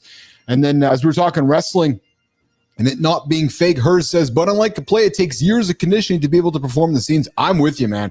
That's why I think the whole idea of wrestling, it's not about whether you like it or not. That's not really the point. It's hard not to respect the skill that goes into that craft and how they deliver that skill on a regular basis. And then, of course, we got some more comments coming in here. Lady Drew, I always change for the better. I never wait. Looking over on the vertical side of things, we got Bernard coming in, getting after. Personally, when I do something for free, I still do it to my best of my abilities. Hey guys, you guys can join us here on the live show with us right now or in the Mornings in the Lab community. Join the show, 431-300-3005, phone, text, leave voicemail. John's going to get out of here in a few minutes, guys. We're going to open up the phone lines. If you guys want to join, please do that. 431-300-3005, or come say hi in the comments. It is active on the vertical side. And to those that are not watching live, you're missing out. Come join the live show, 8 o'clock Eastern time, LinkedIn, YouTube, and X. We get after it every single day right here on the big network, the Mornings in the Lab live network. And of course, we start at 7:30 Eastern time at Matt Roof.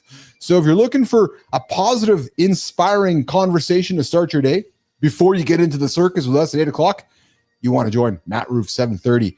That is a good use of your time. All right, Jimmy, let's do the opener on adjustable versus fixed dumbbells, the real battle for your home gym. Jim, let's do that so when John comes back, we can have that conversation. Melissa, let's transition to that. What if the biggest thing holding back your home workouts isn't your motivation, but your equipment? You're dedicated, but your living room isn't a commercial gym, and your wallet has limits. It feels like you have to choose between a cluttered space and a compromised workout. But the history of physical culture shows that the most legendary strongmen built their foundations on simple, versatile tools. What if the secret to next level strength is in a design that adapts to you, not the other way around? It's time to stop letting your environment dictate your progress. Unleash your potential with a smarter way to train. Guys, you ever wondered if you really need that full rack? No, not ribs. No, dumbbells. Or if one pair of adjustables can truly do it all. Well, I want to take a few minutes here with with the boss himself, John Andersen, to discuss the real pros and cons of adjustable versus fixed dumbbells, so you can stop guessing and start lifting smarter. My goal with this, Andersen, is to create some post-show content, wrap up our characters into this, and get after it. So, Johnny, it's just starting, man. Adjustable or fixed dumbbells, is there even a discussion around it? What's your POV on it? Which are the best ones? Yeah. The ones you use. I love that answer. Doesn't fucking matter. Yep. Pick them Just up. use them. Pick them up. Just use them. Yeah, that's it. I mean, if the best dumbbell is the dumbbell you use. The best diet is the diet you follow. Yes. Yeah. That's a great answer. Now let's stretch the answer from using them as one thing. We have somebody who's extremely serious about using their dumbbells. You're coaching me on making some purchases, on buying them, because I'm committed to doing this. Give me some advice. Find the fucking cheapest ones you can. Yes. I mean, you're purchasing weight. Yes. It's thing like this. Well, I mean, during COVID, this wasn't the case. But used exercise equipment is so fucking cheap. It's unbelievable. Facebook Marketplace has tons of it available, actually. In many cases, they're saying just come get it. Yeah. And actually, you know what? The truth be known, I'm actually glad we're taking this segment and keeping it short, because the dumbbell choice isn't really about following the crowd. It's about building a system that fits your interests, that fits your lifestyle and your goals, that you are going to follow through on. Yeah. Period. That's it. Yeah. Yeah. I mean, the idea that people get all fired up about designing what they're going to do, they don't fucking use it. That's the problem we have. Yes. Yeah. If you spend your time wandering around what you're going to buy, go find the cheapest, most inexpensive thing, lift it, enjoy doing it. And then if you enjoy doing it, then perhaps go down the journey of expanding your gym or what you're going to purchase. But I love your answer, because there's actually probably not a lot of expense to buying yourself some weight when you go on Facebook Marketplace and get some stuff that people don't want to use. I mean, literally, they in so many cases, there's shit that's free. They just want you to come get it. Yeah. Yep. Guys, it's real accountability, is getting something, getting after it, and doing it on a daily basis. That is how you win your mornings, and that is probably the best answer, whether you want to buy yourself a fixed dumbbell or an adjustable dumbbell. The real battle is actually just starting and doing something about it. Tom Ritchie, $1 a pound, Keith. Let's fucking go. True story. Yeah, I mean, $1 a pound would be expensive. Mm-hmm. I mean, Yes. that $1 a pound is like when you're buying new shit. Yes. I mean, I don't know what free is £0 pound. Well, and you know what? It's funny because, Matt Roof, lift something, paint cans, furniture, your wife, whatever. The reality is there's stuff that you can lift around the house. When you were starting your strongman career, I loved your story, man. You went out in the back there and you started fucking finding whatever you could heavy. Yeah, I mean, it's when your interest is getting somewhere, you don't let the little steps in between slow you down. Love it. Love it. Brother, I'm getting you out of here. When are you guys heading off to Mexico? Very shortly?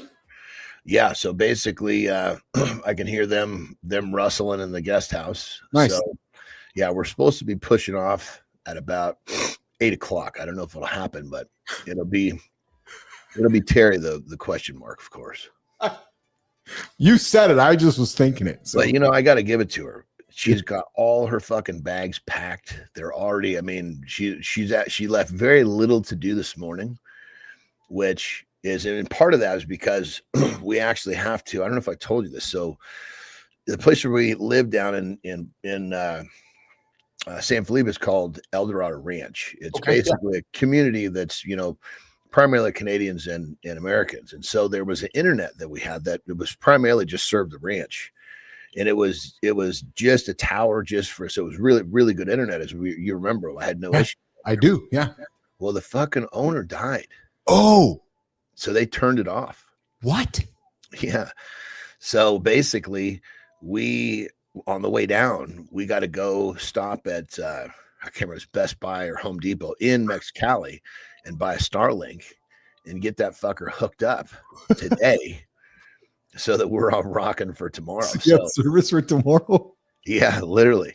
Because keep in mind the phone, like if I don't have internet, the regular phone will, I mean, you're going to sound like I'm like down a mile tunnel.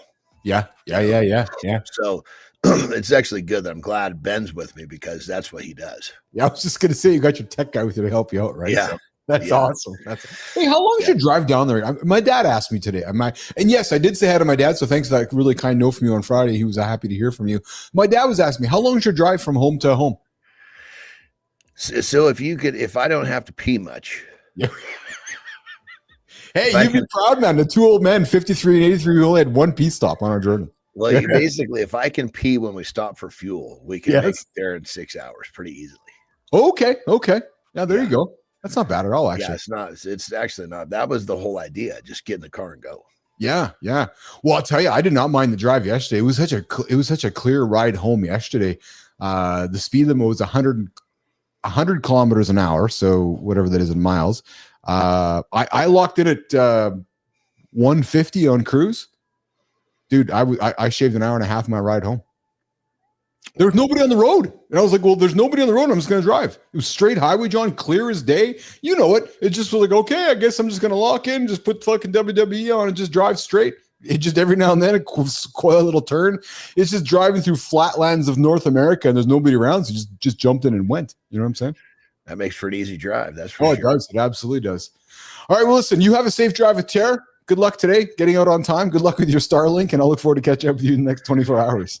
Yeah, so if we're having trouble with Starlink, basically I'll give you a text. We'll try to come in on telephone. Yeah, we'll see. Can the telephone can come in, or does it have, because we've done Wi-Fi in the past? Yeah, call the number. We'll figure it out. And hey, dude, listen, we are cut from the same milk. We are about trying and making shit work. If it doesn't work, we can't say we didn't try. But yes, the phone line will work tomorrow. Yeah, I'm 99% certain we're going to be good with Starlink, but I always want to make sure that if something goes haywire. Yeah. So that's why we're buying it in Mexicali, in Mexico, because if we buy it up here, we go down there, then there's another step to it. Yeah.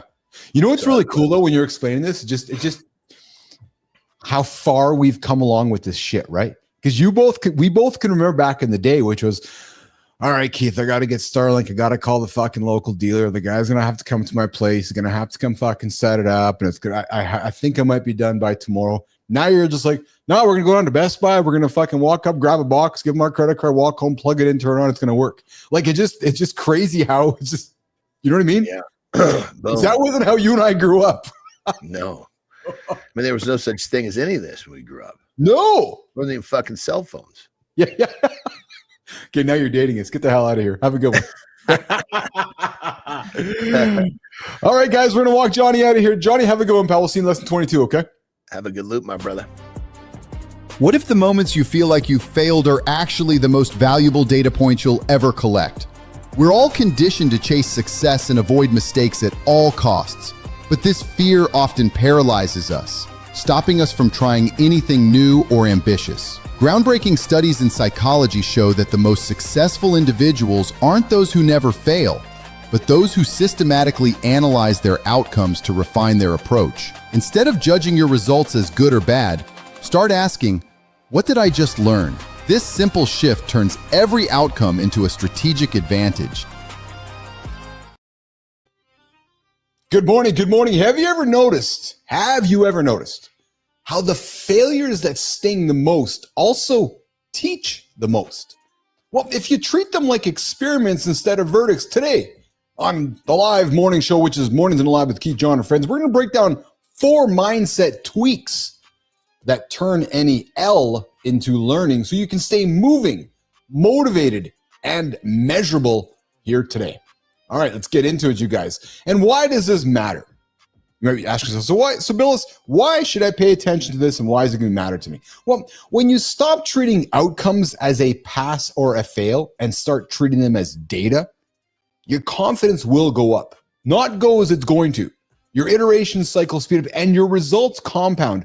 This is how business athletes rebound faster, protecting their morning momentum and keep swinging at home, at work, and in the gym. So what we might want to figure out as we're chasing failure, the failure resume, right? How we're going to get after. Reframing failure as an experiment. As you go through your day today, the project you're working on, think about it like a hypothesis. Define your assumption. Choose a metric. Run a test. Learn.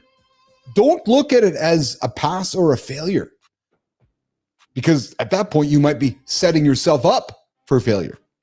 Look at it as feedback. And I'll tell you, as we're going on building this platform, building this show, I could say it's easy to fall into the former, which is, oh man, we failed at it. No. Be disciplined and diligent on, we're just looking at feedback right now. We simply want feedback. Example, new YouTube segment underperforms. Well, that's audience preference data for the next thumbnail, title, or pacing tweak, right? Everything we do is not about passing and failing. It's about feedback to improve the next time around, right? Reducing the stakes with smaller experiments. If you're trying something that's big, break that big bet into safe to try sprints. Maybe it's just one variable this week. So maybe if you're on the YouTube side of things, you're just changing thumbnails right now instead of thumbnails and titles and descriptions and tags, right? One thing. Look at the chances. Look at the results. Right? That smaller scope equals lower fear, faster iteration, and a clearer signal. So again, an example would be, instead of overhauling the entire show, we're only going to change the cold open this week and track CTR retention deltas. As a matter of fact, I said to the team, this month of September has been a month of testing.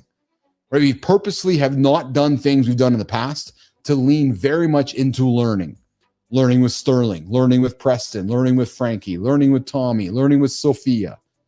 Right? Learning how we create, learning how we deliver. Test. Right? Ask yourself, can you conduct regular retrospectives? Schedule those quick postmortems. What worked? What didn't work? What's the single change next time? And then you might want to think about this, making it systematic. The same 10 to 15 minute template after launches, workouts, sales calls. So learning compounds. What you did yesterday, you might want to do today with a slight tweak to look at the results. And then here's what you want to do as well. And I would invite you to consider this. Detach your identity from the results. Quickly, we will attach our identity to the results. Quickly, we will feel discouraged by the results. So don't think about I failed, because failure is an event, not a label. You might want to think about, instead of saying I failed, for I learned X about such and such. Let's use this for the show. That title, I failed by putting this title on, and as a result, the audience didn't show up.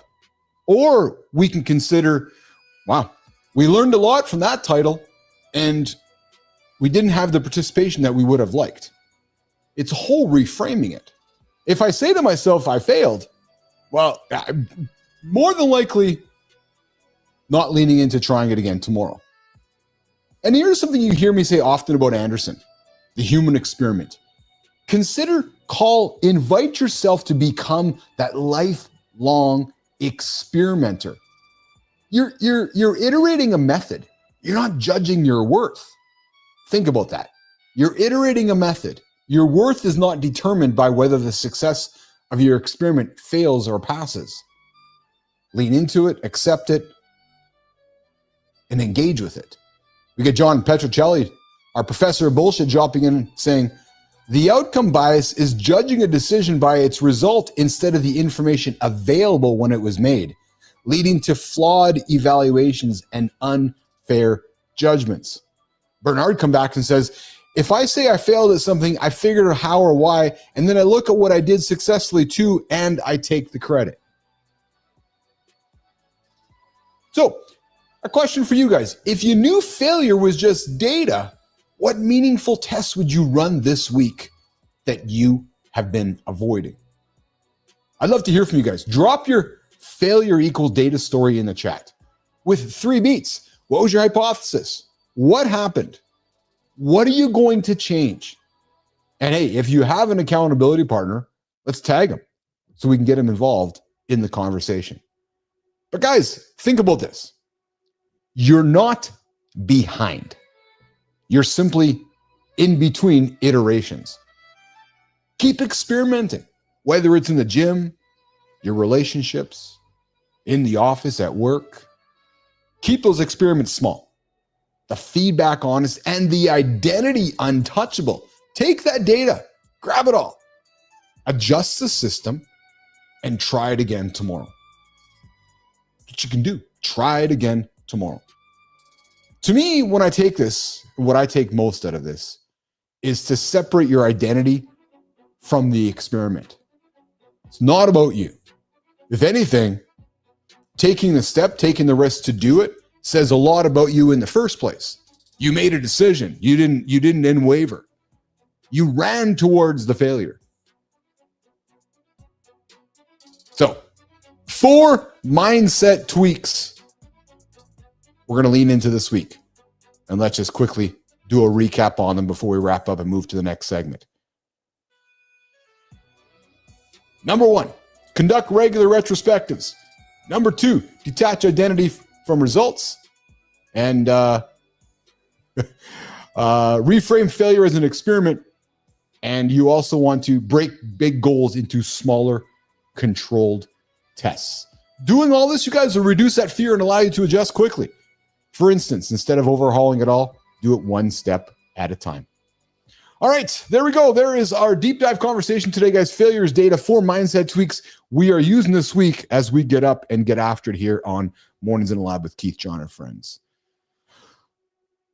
All right, listen, I got one more topic I want to throw on the table here today before we get to the community corner here. And just looking at my notes here, guys, it is about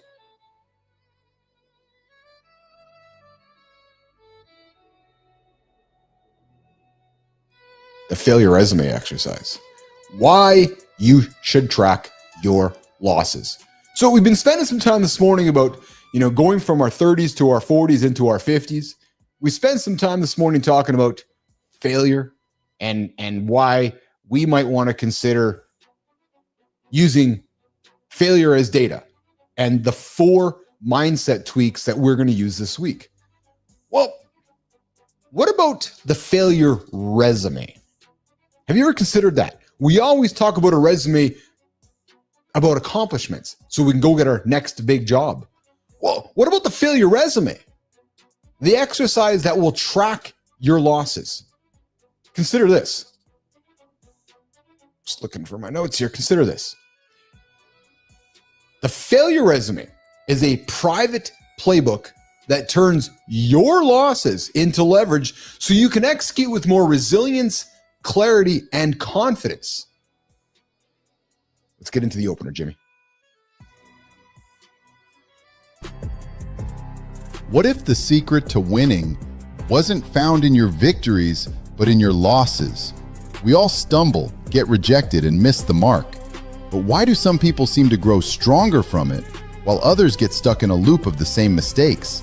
There's a powerful, counterintuitive method used by top performers to systematically turn setbacks into a roadmap for success.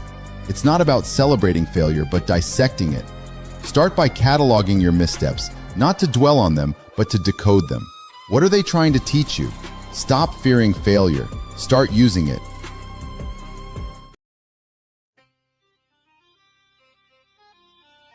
Why you should track your losses.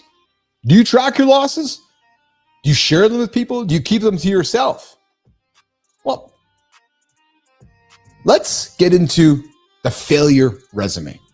A private playbook that turns your losses into leverage so you can execute with more resilience, clarity, and confidence. Because when you catalog setbacks, you stop repeating them.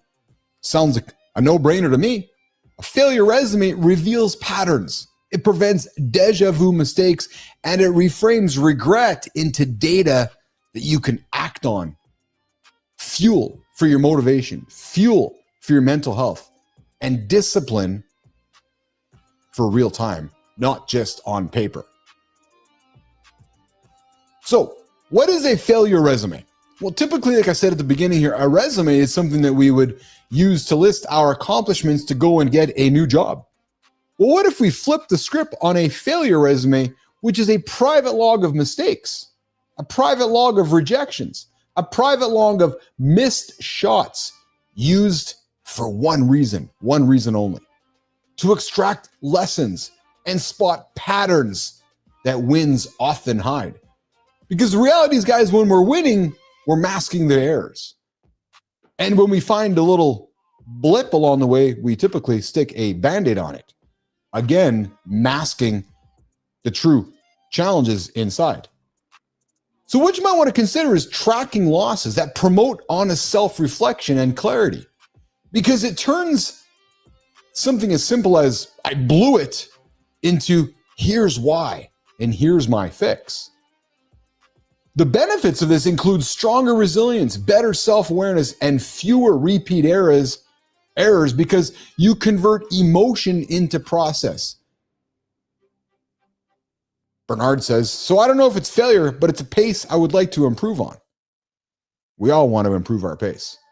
And leaders who study and own failures tend to innovate more and avoid stagnation. It's an antidote to perfectionism that keeps teams musing.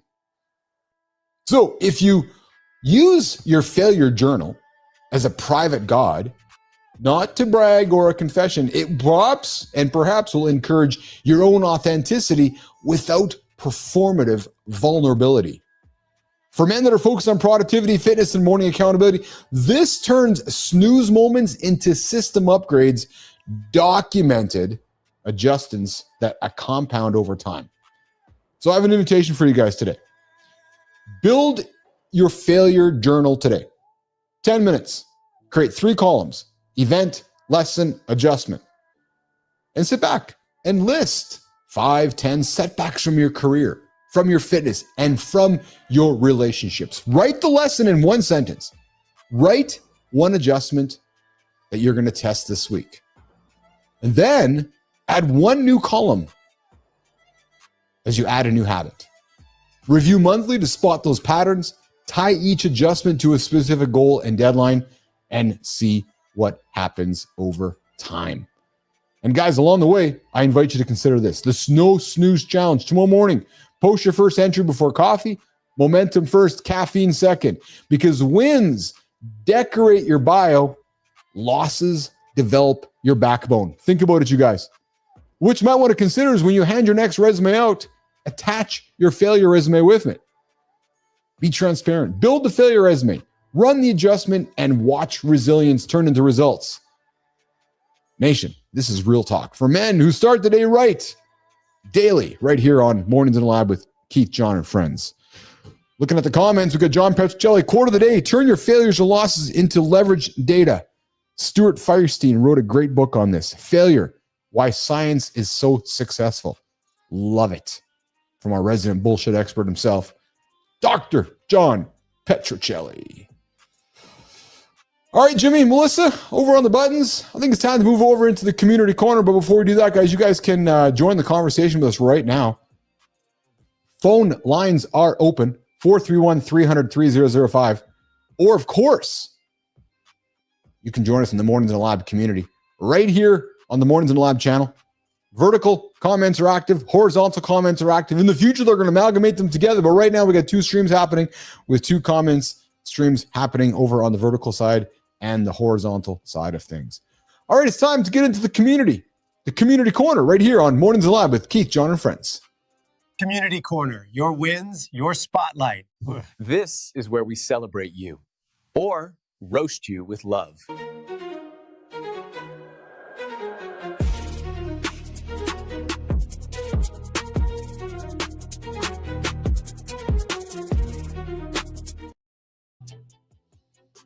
All right, guys, you know what time it is. It's time for the community corner where we connect YouTube, LinkedIn, and Substack with some glue.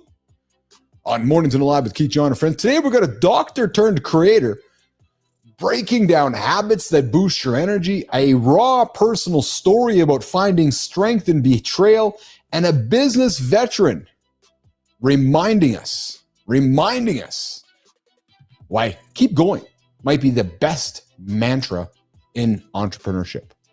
Let's dive in right now. Over on YouTube, we found a creator. His name is Zach Hiley.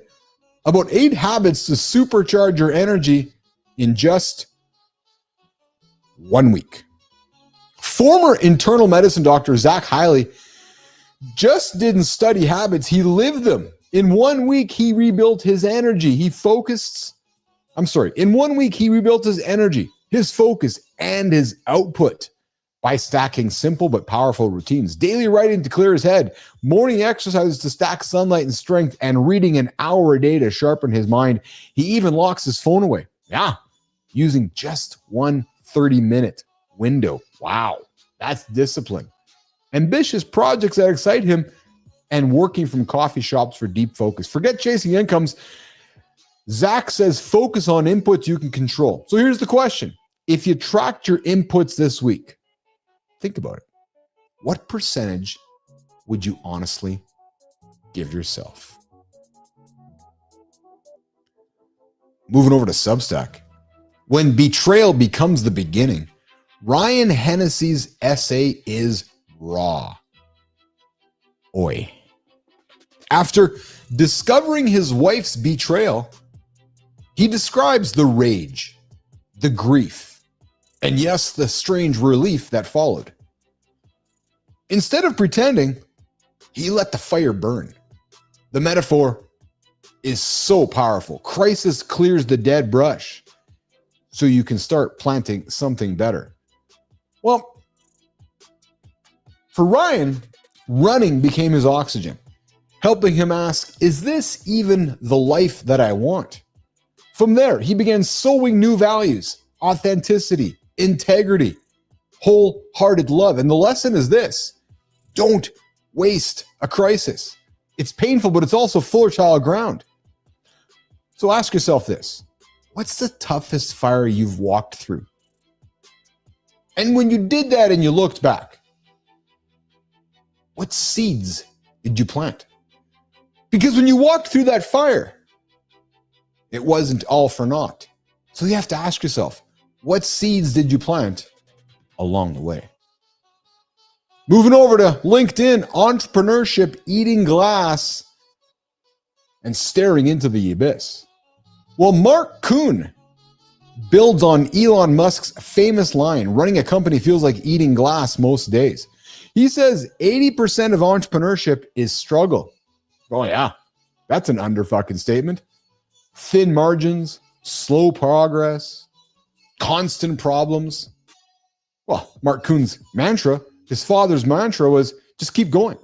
It became his anchor. And in those rough seasons, he learned the real work happens, trimming bloat, rebuilding systems, testing new services, and applying tech to lower costs. Well, here's the thing. After 15 years, Mark is clear on this. Winners aren't the ones who never hit the wall, but the ones who refuse to stop swinging. So, nation, here's the question for you. What's your personal anchor when business feels like glass and an abyss? What is it? What's your anchor? From morning habits to heartbreak to the grind of business, today's stories remind us that if it's not uncomfortable, you're not growing. Point blank, period.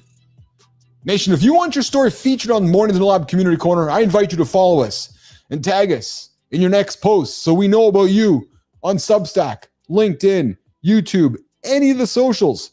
Celebrate us, tag us, we're going to celebrate you back. Right here on The Big Show, Mornings in the Lab with Keith, John, and friends. Let's get to the Creator Corner, the Creator Spotlight. Melissa? What if the afternoon crash, the belly fat, and the foggy mornings weren't aging at all? Imagine waking up sharp, energized, and walking into both your boardroom and your home with real presence. That's the transformation happening for men over 40. who've been told their best years are behind them. From surviving cancer to building a proven system that restores vitality without needles, pills, or quick fixes, he's guided 7-figure leaders to reclaim strength, focus, and drive. Mornings in the Lab is excited to celebrate Tom Simmons. Follow him to see how he's rewriting the playbook on men's health and performance.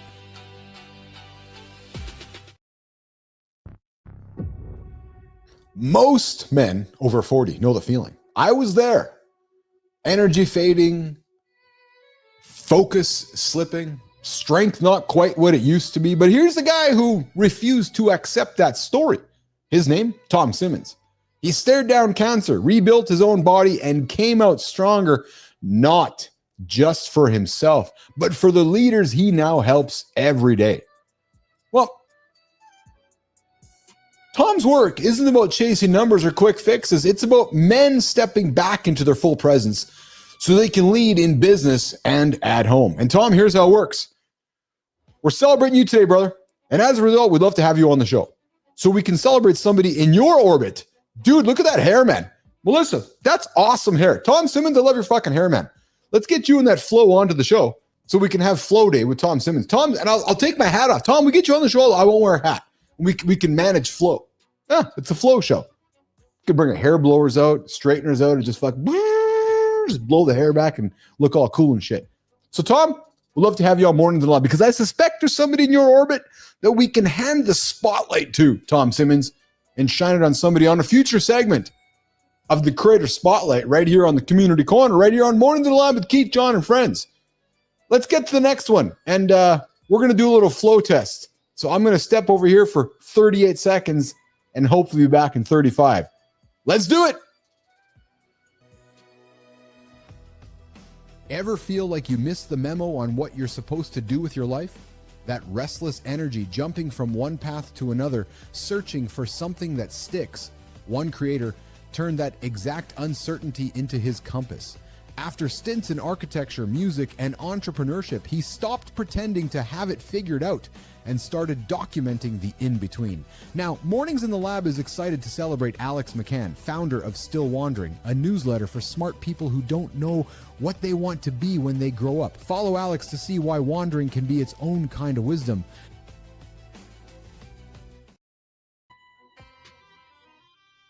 Hey, Alex, some guys have a straight shot. Well, not Marty. Marty's Benz, apparently. That's for a different episode, though. But some guys pick a lane, they stick with it, and they never look back. Well, that wasn't the case.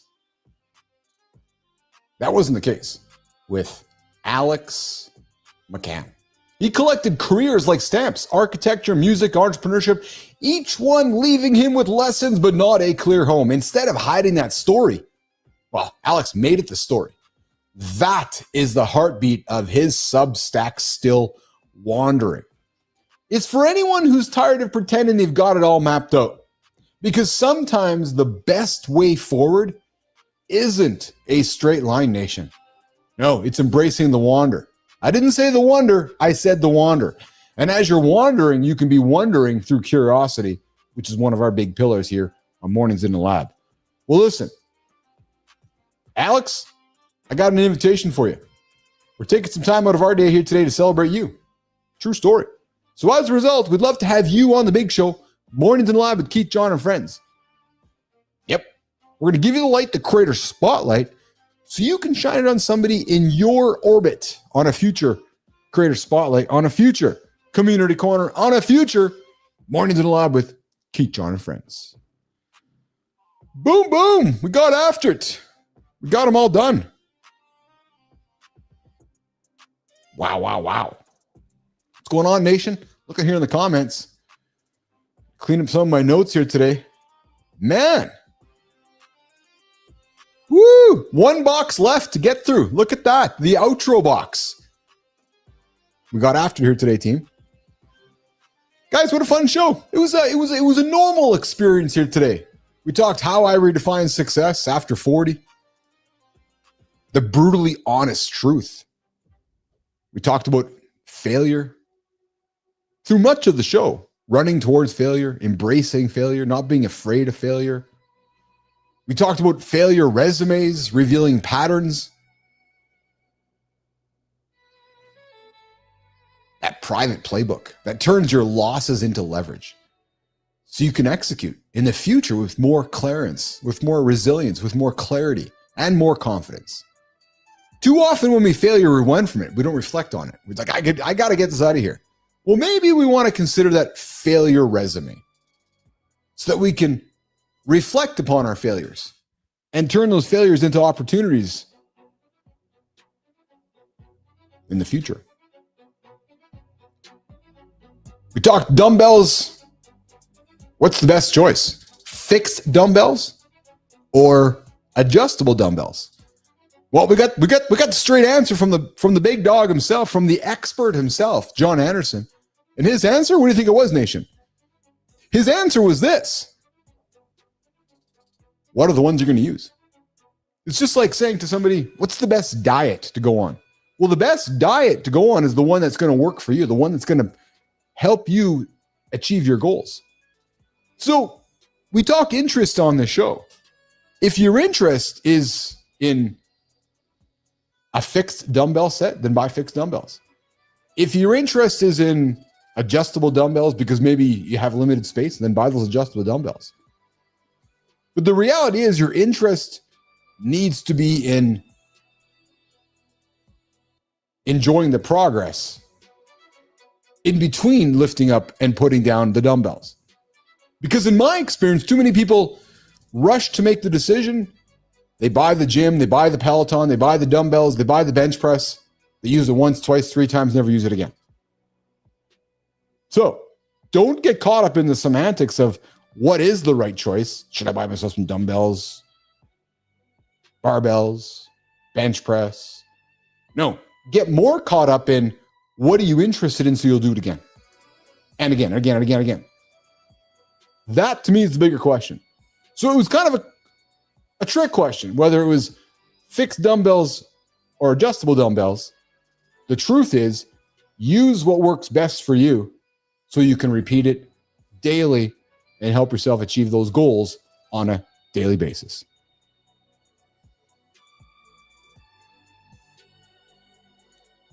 Guys, we're back at it tomorrow here on the big show, Mornings in the Lab with Keith and friends. Keith, Johnny, and friends. 8 o'clock Eastern time. Of course, 7:30 Eastern time. Matt Roof right here. Truth is, use the dumbbells. That's it, Bernard.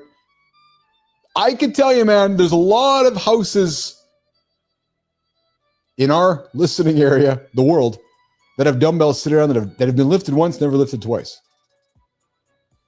Pick them up, put them down, do it on a daily basis. Guys, we got Mark Kemp joining us tomorrow on the show. 8 o'clock Eastern time right here on YouTube, LinkedIn, and X. So we're going to get out of here, guys. A few minutes early today. Whoa.